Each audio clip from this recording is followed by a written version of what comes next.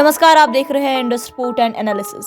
तो आर्मेनिया से अमेरिका तक इंडियन ड्रोन और एंटी ड्रोन सिस्टम्स की तेजी से बढ़ती डिमांड, बिलियंस का रेवेन्यू संभवित। जहां एरो इंडिया 2025 शो के दौरान इंडियन ड्रोन्स और एंटी ड्रोन सिस्टम ने ग्लोबल अटेंशन ग्रैब कर लिया है। Armenia, America, middle east, south east Asia और अफ्रीका के कई देश इंडियन ड्रोन टेक्नोलॉजी को अडॉप्ट करने के लिए इंटरेस्टेड है और एक बड़ी शॉपिंग लिस्ट तैयार करके बैठे हैं। इससे आने वाले सालों में बिलियंस ऑफ डॉलर्स का रेवेन्यू जनरेट होने की उम्मीद है और इंडियन ड्रोन मार्केट अगले 10 सालों में 4 बिलियन से लेकर 40 बिलियन तक पहुंच सकता है।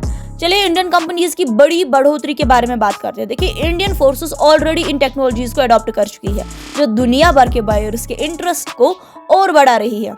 जेन टेक्नोलॉजीज की अगर हम बात करेंगे तो इस कंपनी ने वेओम कवच एंटी ड्रोन सिस्टम डेवलप किया है, जो अमेरिका की आर्मी ने अपनी डिफेंस स्ट्रेटेजी के लिए सिलेक्ट किया है। जेन अब नेटो मार्केट में एंट्री लेने के लिए यूएस में एक मैन्युफैक्चरिंग यूनिट एस्टेब्लिश कर रही है।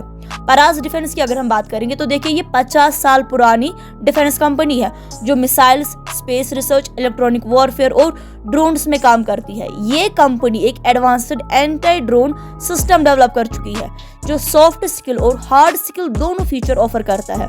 परास डिफेंस अब जापान और साउथ कोरिया के सैटेलाइट ट्रैकिंग सिस्टम एक्सपोर्ट करने के लिए बातचीत कर रही है। बिग बैंग बूम सॉल्यूशंस की बात करेंगे तो इंडियन एयरफोर्स और इंडियन आर्मी से 200 करोड़ का ऑर्डर मिल चुका है। इनका वज्र सेंटिनल सिस्टम अब अफ्रीका के कीनिया, नाइजीरिया और सेशल्स जैसे देशों में एक्सपोर्ट होने वाला है।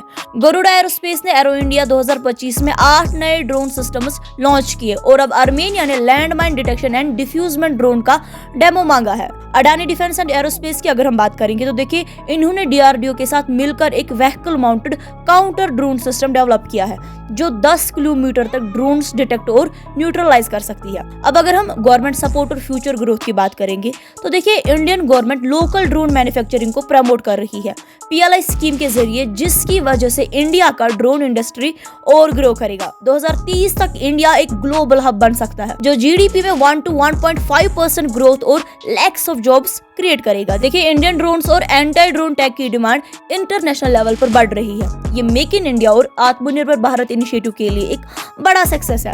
अब दोस्तों, आपका इस सक्सेस के बारे में क्या कहना है? आपके क्या विचार हैं? हमारे साथ आप अपने विचार कमेंट सेक्शन में शेयर कर सकते हैं। चलिए मिलते हैं अगले वीडियो में, तब तक के लिए आप अपना ख्याल रखिएगा। शुक्रिया।